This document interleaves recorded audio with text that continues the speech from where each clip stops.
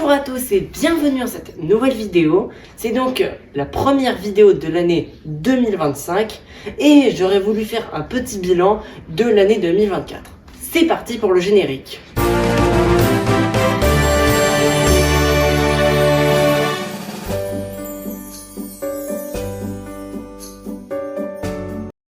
Alors dans cette vidéo, on va traiter différents sujets comme par exemple la Ligue des Champions, les Jeux Olympiques, le Championnat de France, mais aussi plein d'autres sujets. On est parti alors avec Ligue des Champions. Il y a eu 3 exemples à citer. Déjà l'épopée du PSG cette année, qui est donc allé en demi-finale, alors que ça faisait plusieurs fois qu'il se faisait éliminer en 8e de finale ou en quart de finale. Et donc c'est très bien cette fois, avec justement l'appui de Kylian Mbappé, qu'ils aient pu réussir à remonter au plus haut niveau de l'Europe. Après, il y a Lens qui a totalement raté son épopée, car ils avaient pourtant bien commencé, match nul contre Séville, victoire contre Arsenal, nul contre le PSV Eindhoven, mais après une défaite au match retour contre le PSV Eindhoven et un 6-0 totalement humiliant contre Arsenal, eh bien ils ont été relégués en Europa League et ont malheureusement perdu. Il faut bien évidemment parler du Real qui remporte sa 15e Ligue des Champions. C'est presque le double de son deuxième concurrent, l'AC Milan, qui eux ont 7 Ligues des Champions. Le Real montre une fois de plus que c'est le meilleur club d'Europe, voire le meilleur club du monde. Et donc, est-ce qu'ils vont faire la même chose cette année? On verra ça. On est parti maintenant pour parler de la CAN, la Coupe d'Afrique des Nations, qui est une coupe qui a un défaut majeur en fait.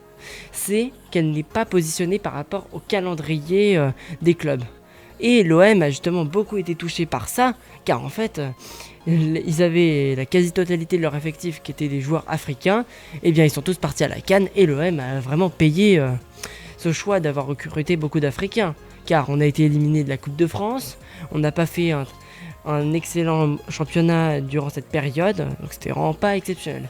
Mais pour moi, ce qu'il faudra vraiment noter durant cette CAN, c'est la Côte d'Ivoire tout simplement, qui après des phases de groupe totalement catastrophiques, où ils réussissent à aller en 8e de finale en étant meilleur 3e, un changement de coach, eh bien ils ont réussi à gagner.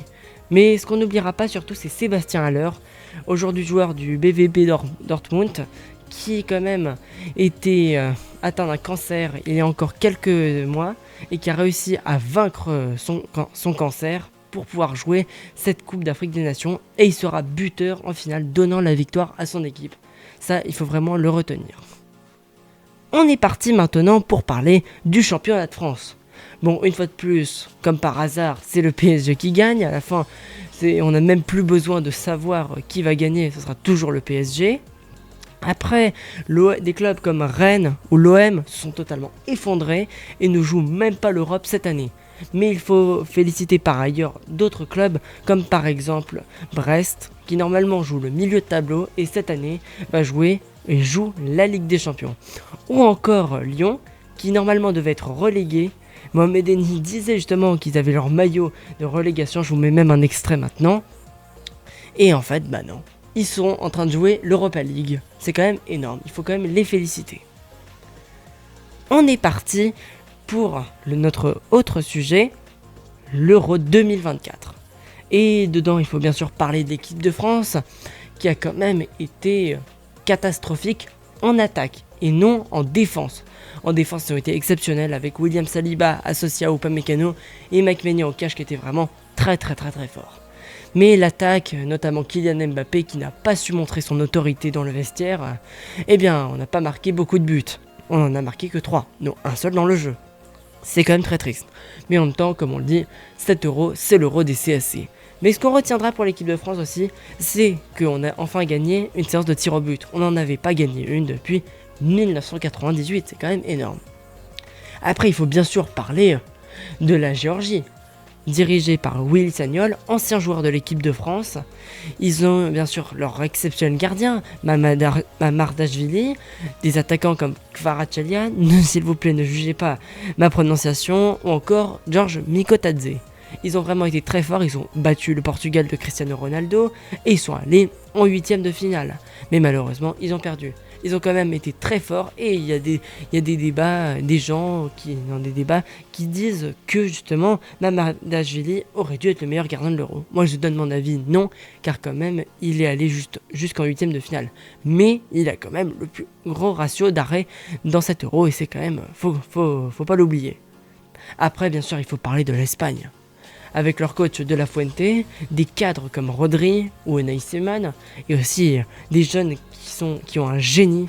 Je parle bien évidemment de Lamine Yamal et de Nico Williams qui ont totalement fait briller l'Espagne, qu'ils soient dans l'équipe type de l'Euro et qu'ils aient été nommés au Ballon d'Or. Alors ça je suis vraiment pas étonné, ils ont été exceptionnels, et notamment Lamine Yamal qui a brillé sur son côté droit, et qui a aussi défoncé Mike Maignan sur ce but justement face à la France. Même si je pense que Maignan aurait pu l'arrêter.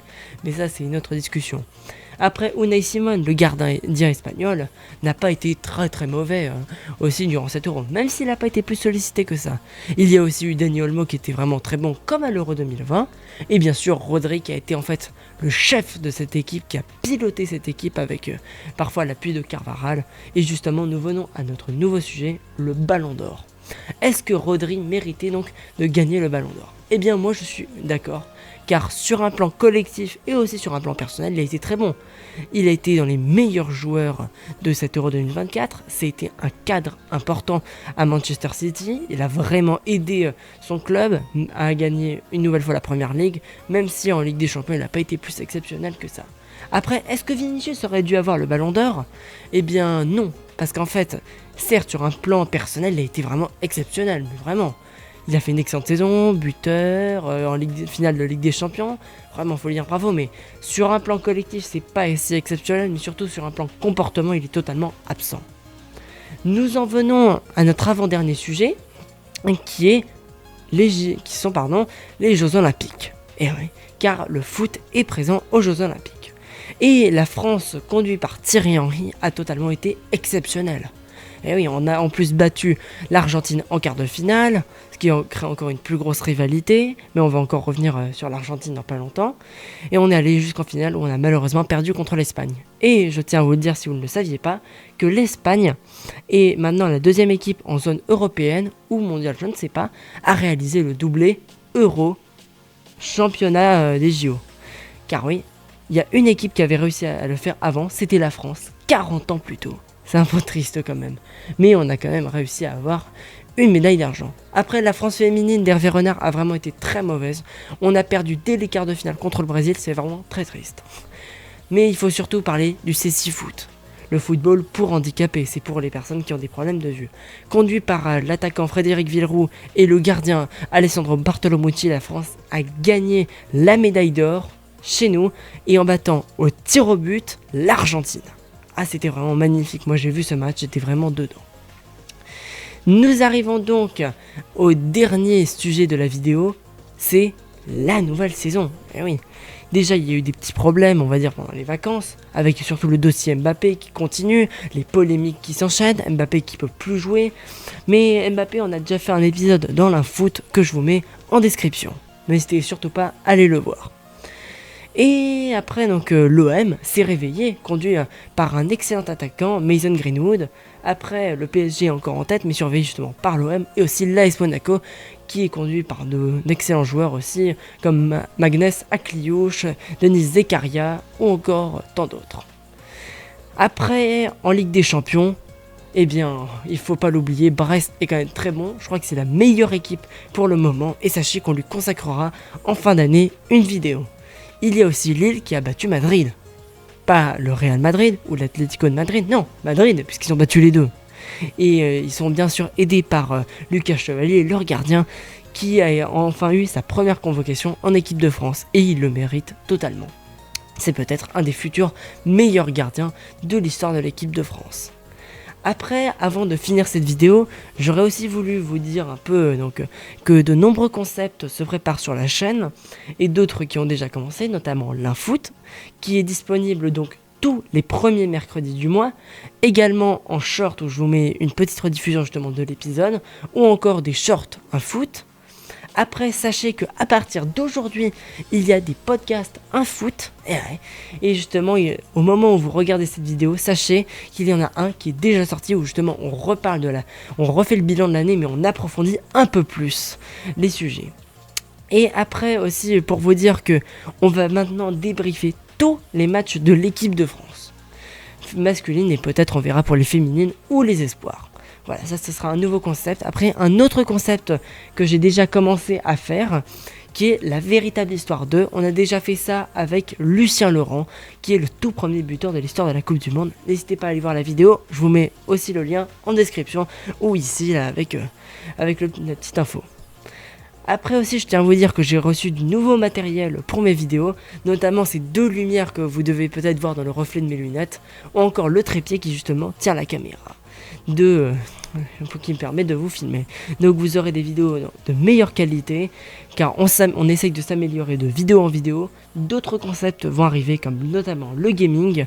On essaiera de faire une vidéo gaming à peu près tous les mois au moins, ou même une semaine sur 2 à peu près, ou même chaque semaine. Je vous avoue, j'ai pas de problème. Et aussi, on essaiera de faire des lives, on fera du gaming, mais aussi des lives info par exemple, où justement on fait un peu les dernières minutes, un peu comme un journal télévisé de 20h. Donc voilà les amis, nous arrivons donc à la fin de cette vidéo. Comme vous le constatez, j'ai donc plein de nouveaux projets pour 2025. Alors n'hésitez pas à vous abonner pour me soutenir. N'hésitez pas bien sûr à liker cette vidéo. Ce serait un magnifique cadeau pour le début de l'année. Car il faut pas l'oublier aussi, la chaîne cumule plus de 40 000 vues maintenant. C'est quand même énorme et on est plus de 250 abonnés. Objectif, les 300 abonnés, voire plus, pour l'année prochaine. Voilà, j'espère donc que cette vidéo vous aura plu. On se retrouve dans une prochaine. N'hésitez pas à aller voir mes shorts. Ciao les gars!